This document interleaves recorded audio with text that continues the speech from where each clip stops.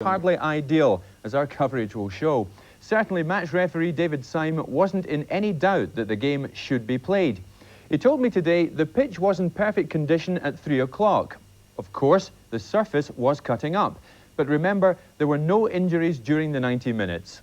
So why not judge for yourself, as we now join match commentator Jock Brown. After 2 defeats in the last week, Jim McLean has made changes. Out go Billy McKinlay, Peter Hines and Dave Bowman, who hasn't recovered from a hamstring injury. Kevin Gallagher has shaken off his flu bug, so he's back. And there are also places for John Clark and Mixu Patalainen. And Maurice Malpass was never present for Scotland in the World Cup qualifiers, and he's established himself as a top-class international fullback. Now the United captain, he has 31 caps and looks certain to become the club's most capped player in history. The man he has to overtake is David Neary, who has 35 caps. And that World Cup draw last week must have brought back memories of his great goal against Brazil in Seville in 1982. And Rangers are still without Mark Walters, who's suspended. So it's exactly the same 11 as beat Motherwell 3-0 last week, with former United man Davy Dodds joining young Chris Vinicombe on the bench. And Nigel Spackman starts his 3rd game for Rangers following his transfer from Queen's Park Rangers a couple of weeks back, and his massive experience with Chelsea and Liverpool, in addition to his spell at Loftus Road, should equip him well for one of the toughest tests in the Premier Division. Gary McCoist became the Premier Division's record goal scorer when he knocked in number 128 last week against Motherwell, and he now needs 3 more to equal the Rangers post-war record. He may not make that today, but the record is surely not to be long delayed. And the referee this afternoon, one of our most experienced officials, Davy Syme from Rutherglen. The undersoil heating is guaranteed a very green-looking, lush pitch for this afternoon's match, but I can tell you that the heavy downfall of rain and sleet has made the pitch very heavy, and indeed there are some patches of surface water, which caused some concern to referee Syme before the start of the match. Certainly no danger, though, to the players on the surface. They'll have to be cautious about balls holding up in any wet patches. There's Kevin Gallagher. John Clark winning the throw off Stuart Monroe. John Clark winning number 7, starting the match in the right back position.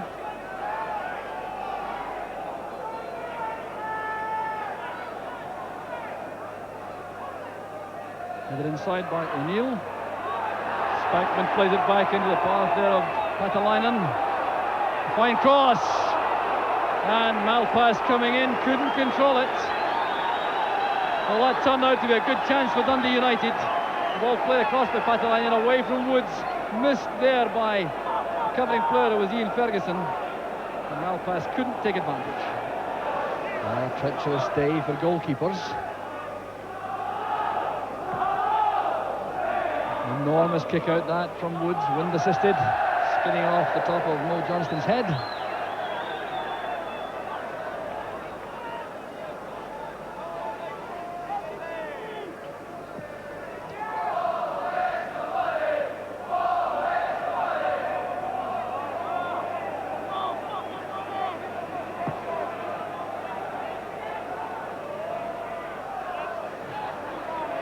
Gallagher on to O'Neill, who's onside.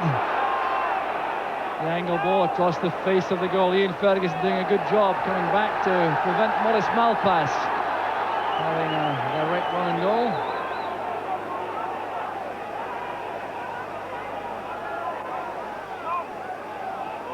There's Gallagher and Malpass. Well, that sort of thing will happen on this surface. Miscue slicing the ball behind for the goal kick.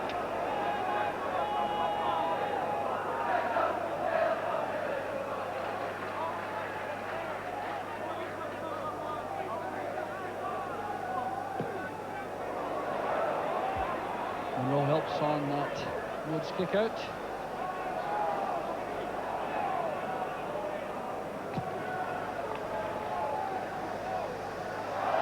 Not quite what Patalainen intended, but he's been successful with the pass. There's O'Neill and Malpass. Good play from McInally. First player of the ball is Butcher for Rangers. Here's Trevor Stephen.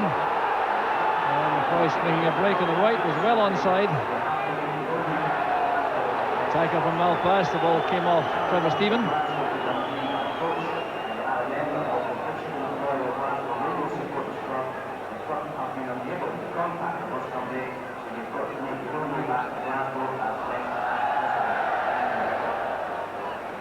Spackman trying a delicate ball forward towards Ferguson.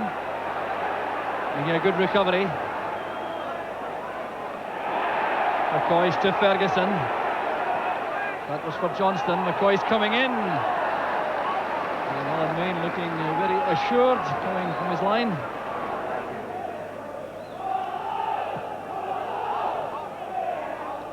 Powerful kick out from Alan Main against the wind. This is Krivokapic.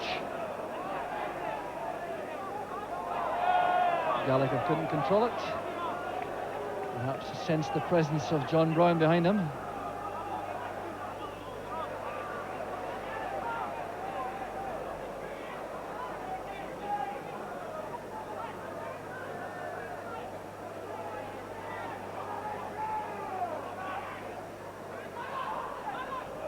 Butcher's clearance.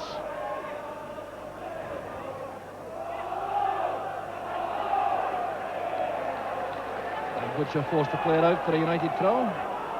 United doing well in the early stages against the wind.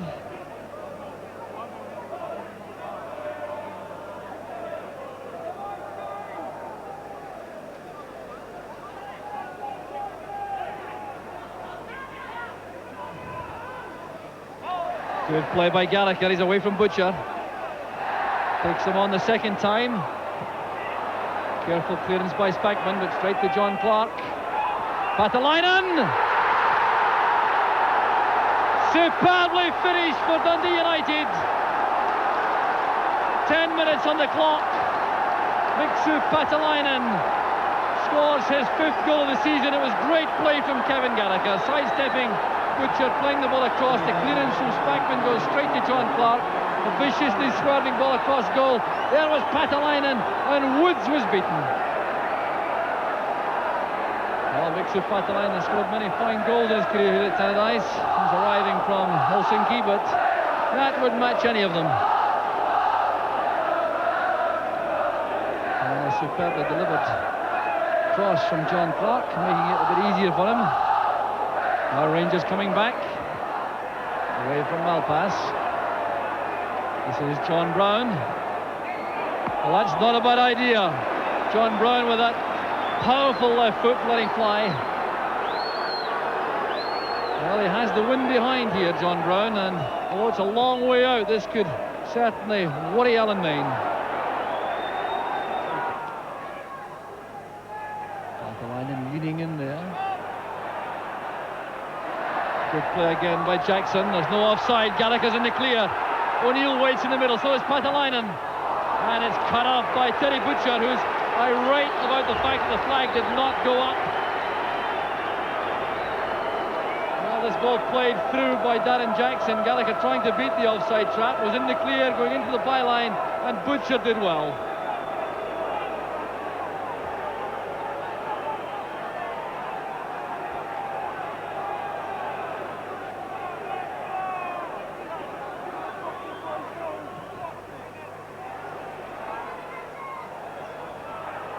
Pass retrieves the corner kick.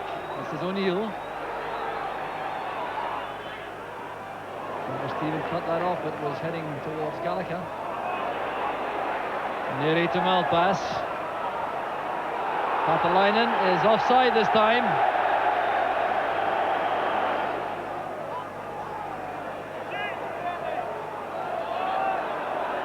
There's Goff. There's the problem, the ball catching there on the surface water.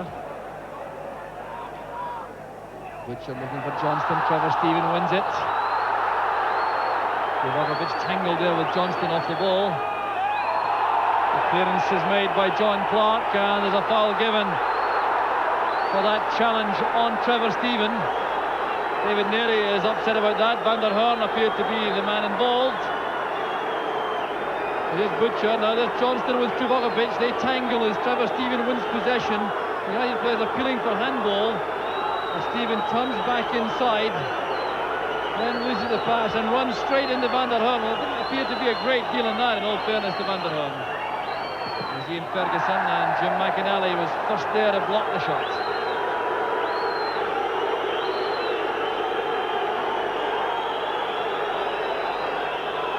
Here's Gary Stevens lining up a long throw. Butcher's in the box. Butcher gets a touch. All the way over Van der Hoorn. Here's Stuart Monroe. Chance is on for Johnston. Disaster for Alan Main, and Johnston at his deadly best.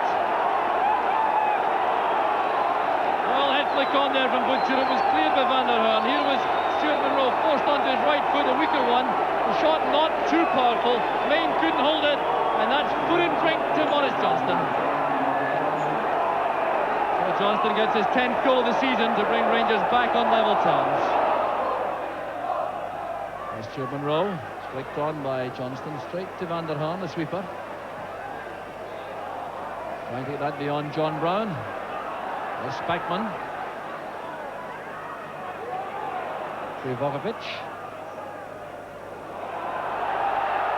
And well retrieved by Alan Main. Was it? No, says the linesman. A needlessly conceded corner kick. Krivokapic going to retrieve that, playing on the outside of the right foot back towards Main. Just going beyond the keeper, who appeared to have retrieved it, but the linesman on the spot said it was a corner. It's remarkable how often needlessly conceded corner kicks give rise to goals. There's Trevor Stephen. Goes John Brown at the far corner of the box, but he was guilty of a bit of climbing on Krivokapic, so it is a free kick to United.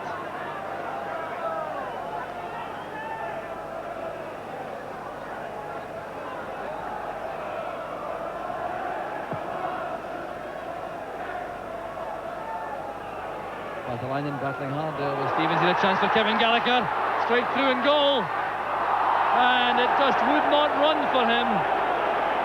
Well, that was very unlucky indeed for Kevin Gallagher. An error in defence from Trevor Stevens, setting up the chance, but he couldn't get the ball to run smoothly, and in the end it fell kindly for Woods. Brown lashing the ball downfield. No hope for any Rangers player to reach that. Back with Van der Hoorn.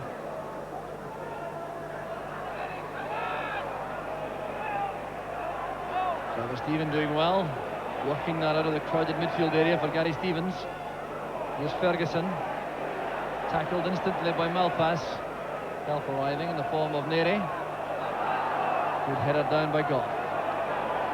Butcher to Brown.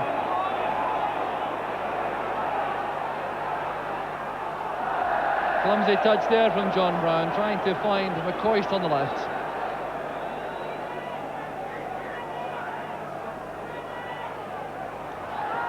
United still, the 45 minutes of the first half are over. We're into any time to be added on, if there is any of that.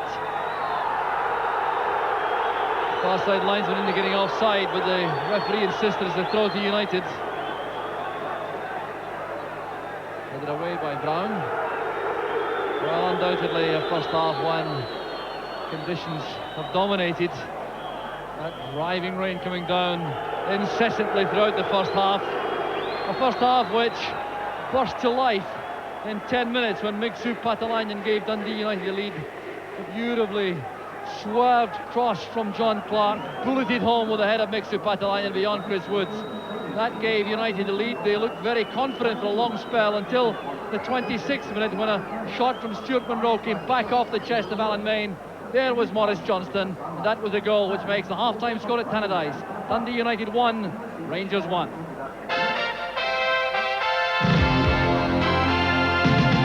No let up at all in a driving rain throughout the interval, with the pitch being fought throughout that 10-minute period by the Tannadice ground staff.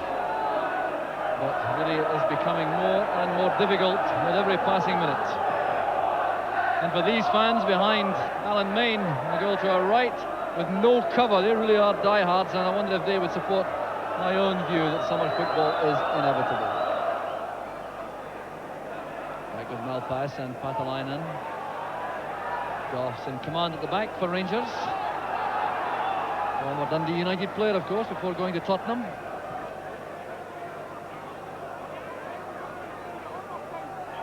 A clumsy challenge by Jackson. Flattering into the rear of Nigel Spackman. Well, that really was a bit reckless from Jackson. See this again, he had no real prospect of getting to the ball here. But continued going all the way through, landing on top of Nigel Spackman. Well, the Englishman taking a bit of damage about the right eye.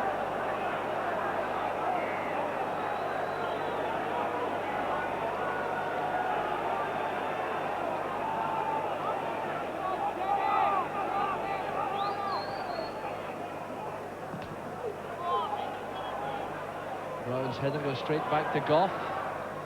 Looking for Johnston. Krivokapic is there, so is Neri.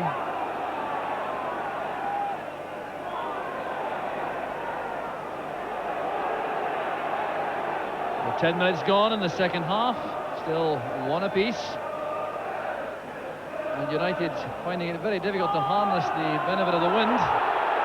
And here's trouble for Darren Jackson.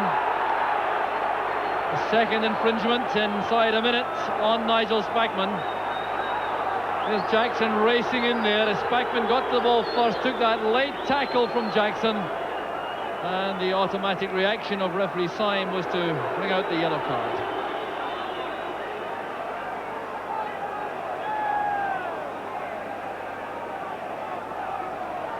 The Rangers have a free kick, which John Brown will take. Led away by Malpass, straight to Gary Stevens. Here's Ian Ferguson.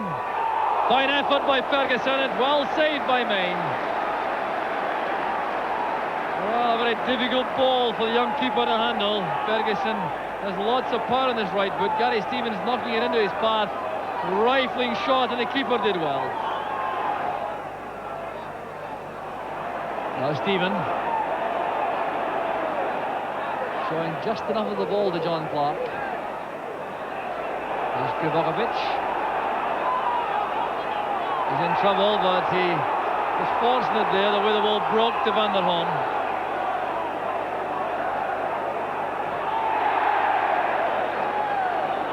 Gallagher having to go for that with Spackman. No quarter asked or given this afternoon.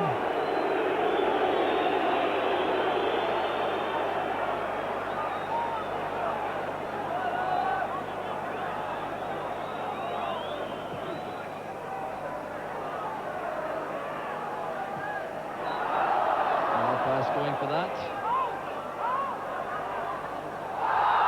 Well, a clumsy challenge there by Ian Ferguson, and he's penalised by the referee. Not surprisingly, Malpass was almost the victim. That's a free kick to Dundee United in a promising position near the corner flag. The big men are up.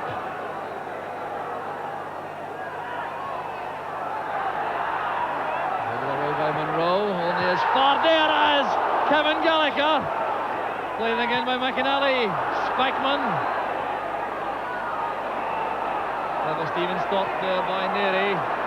Well, what a let-off that was for Rangers. A quite remarkable effort there from Kevin Gallagher as this ball was cleared out here from Stuart Monroe. Played it first time left through by Kevin Gallagher. Woods was beaten and hit the uprights. Played in by Brown. There's Ian Ferguson trying to set up for Spackman. Spackman was fouled by Jackson. It's a free kick to Rangers. 25 yards out. Plumb in front of goal, but against the wind. Alan Main organising his wall. And the wall will have to retreat a little further, I think. Now Ian Ferguson may take this. He really has lots of power. Trevor Stephen may also. There's Ian Ferguson. Well, he struck it well enough. Didn't get the direction right. It was left there by Trevor Stephen and rifled past the wall and past the post by Ferguson. Spackman misjudged the flight.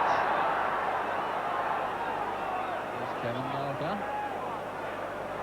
looking for support, still has possession, and then gets pulled down for his trouble. Stuart Monroe explaining himself to the referee. A free kick it is to Dundee United. Now this could carry more menace with the wind behind. Chris Woods organising the wall, Spackman on the end.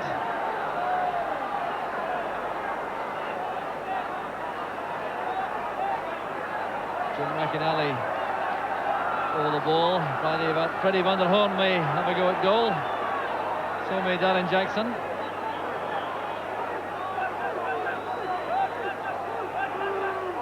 Van der Hoorn. Not far away. Looking for the far top corner. He scored against.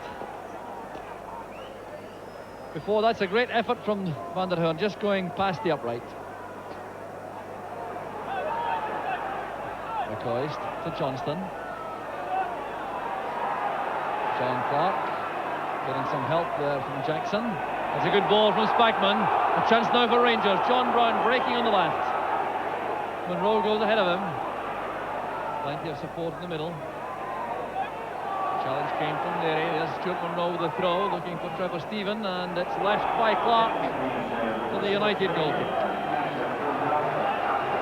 And the referee has blown for time up. There are 22 very happy players out there to hear that final whistle. The match ending all square, and that, in my view, is just about fair in these wretched conditions. It would have been a tragedy for either side to lose this match this afternoon. For the Rangers fans, though, the consolation of the long journey home to Glasgow is the fact that Rangers have now gone to the top of the Premier League. The final score at Tannadice, Dundee United 1, Rangers 1.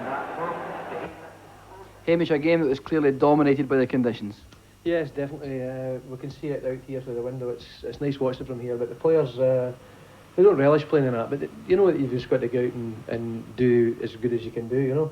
But I think overall, I think a result 1-1 was good on the day. I feel sorry for the punter standing out there, but I'm sure both sets of players would be glad to get into the warm showers there.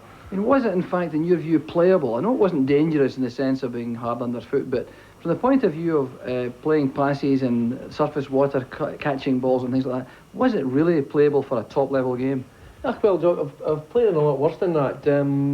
Second half, it did really cut up in the middle of the park, but the play was mostly, I was surprised that nobody really tried to get it down and a bit wider. But it was very difficult for players to get it at their feet and get away from players in the middle of the park, so hence there was no passes getting played away. First half, there was a lot more football played because the pitch was definitely in better condition, but I would say it was definitely playable, but not very nice for the folk out there.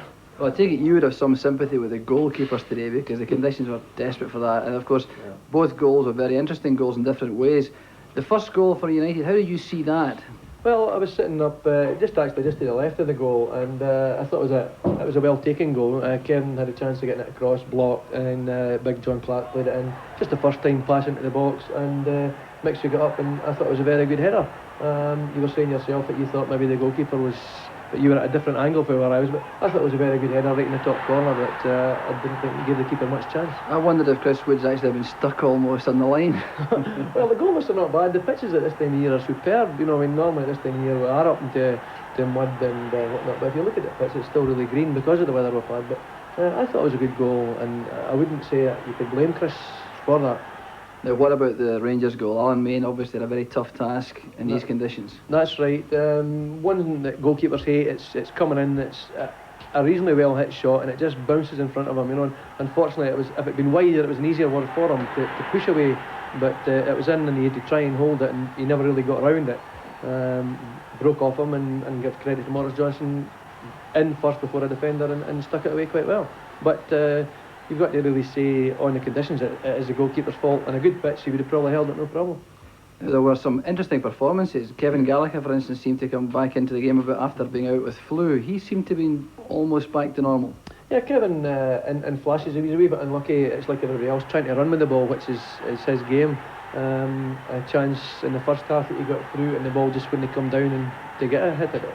But one strike almost won it for United. Yes, it was a super strike, and I must admit I was up on my feet. I thought it was in, but I think on the day it was needing something like that, you know, to decide the game. But I think both sets of managers and players would be quite happy with a draw. Now, it's a difficult day to judge new players, but it was your first look, I think, at Nigel Spackman. What was your impression? Yeah, just probably a game for him. You know, he looks a big lad that's going to get stuck about in the middle of the park, and it was just a battle in there. You know, I mean, I don't think it was a day for tippy-tappy football. And he looks as if he could put himself about a bit. He seemed to speak quite well in the middle of the park. You know, I mean, get on with players and shout and help each other. But not an easy day to judge him. To whether he can really fit into the player. Obviously different player than Butch Wilkins, but the guy Trevor Stevens in the middle of the park, he was the only one that really got the ball and played it away. But it might help him to have Spackman in there battling away for him and snapping at people's heels, so it might be a good combination. Well, our European